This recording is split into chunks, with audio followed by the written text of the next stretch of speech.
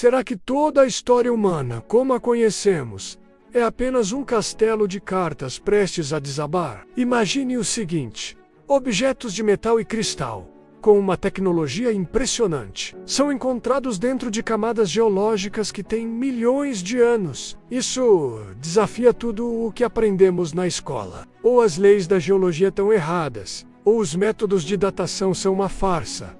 Ou quem sabe, existiram civilizações perdidas no tempo, tão avançadas que sua existência foi apagada da história. A verdade é que esses objetos existem, e eles são chamados de opartes, ou artefatos fora de lugar. Em 1852, na cidade de Dorchester, Massachusetts, algo extraordinário aconteceu. Durante uma explosão para abrir uma pedreira, trabalhadores faziam seu serviço de rotina no conglomerado de Roxbury. Após a poeira baixar, no meio da rocha sólida recém-partida, eles encontraram um vaso de metal, também partido em dois pela explosão. Não era um vaso qualquer, era uma peça belíssima, em formato de sino, feita de uma liga de zinco e prata, com entalhes requintados de flores e videiras embutidas em prata pura. O mistério aqui não é apenas o objeto em si, mas onde ele foi encontrado, a rocha onde o vaso estava incrustado.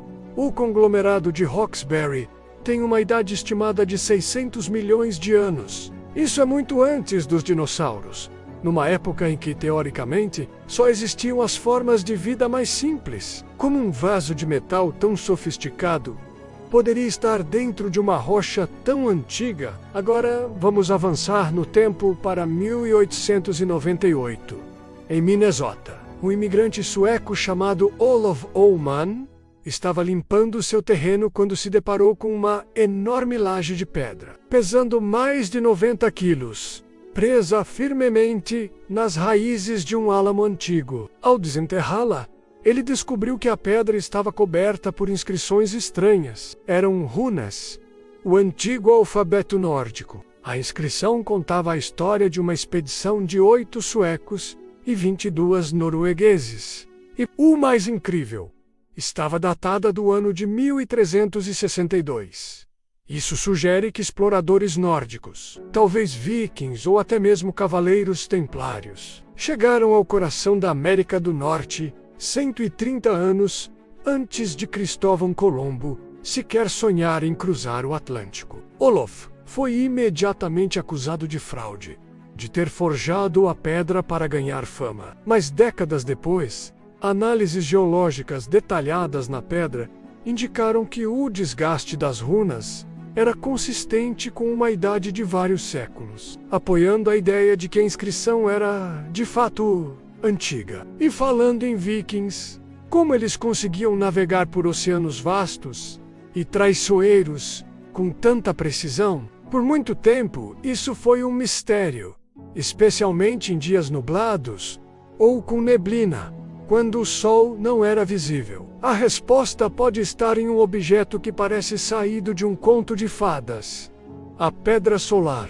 Em naufrágios vikings antigos, arqueólogos encontraram cristais translúcidos de um mineral chamado espato da Islândia. Este não é um cristal comum, ele possui uma propriedade óptica fascinante, chamada birrefringência. Isso significa que ele divide um raio de luz em dois. Ao girar o cristal e observar como esses dois raios se alinham ou se separam, é possível determinar a posição exata do Sol. Mesmo que ele esteja completamente escondido atrás das nuvens, era essencialmente o GIPS da Era das Trevas. Com essa tecnologia óptica simples, mas genial, os vikings conseguiam cruzar oceanos inteiros com uma precisão de até 99%. A genialidade viking não parava na navegação. Suas armas também eram lendárias. E uma em particular se destaca: a espada Ulfberht. Cerca de 170 dessas espadas, datadas do século novo, foram encontradas em toda a Escandinávia. Elas eram famosas nos campos de batalha porque simplesmente não quebravam, não dobravam e quase não enferrujavam, mesmo depois de séculos enterradas. Elas eram flexíveis, leves e incrivelmente afiadas.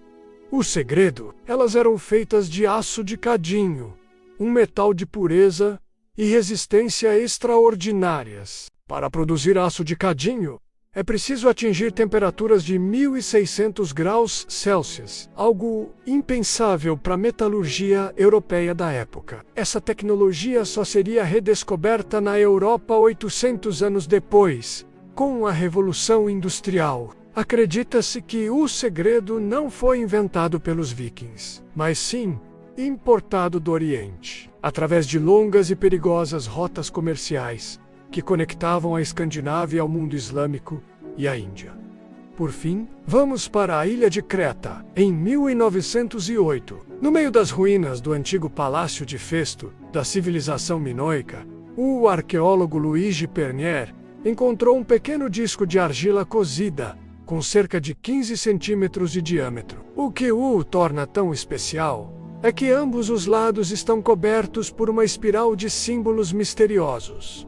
Figuras humanas, peixes, pássaros, plantas, mas o mais chocante não são os símbolos em si, mas como eles foram feitos.